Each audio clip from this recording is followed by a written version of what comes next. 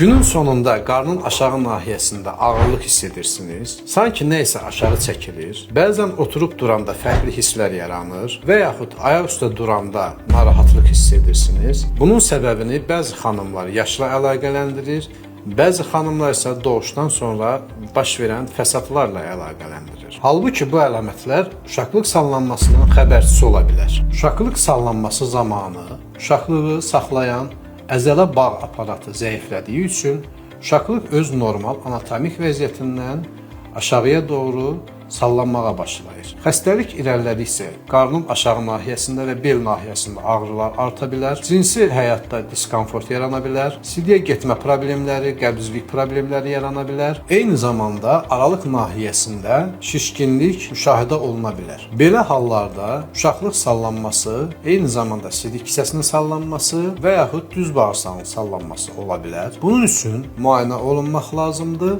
və dəqiqləşdirmək lazımdır. Sidik kisəsi mi sallanıb, düz bağırsaq mı, uşaqlıq mı sallanıb və yaxud bunlar hamısı bir arada ola bilər.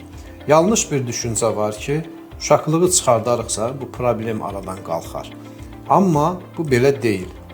Belə olan zaman professional həkim konsultasiyası almaq lazımdır və problemi bir dəfəlik dəqiq olaraq həll etmək lazımdır.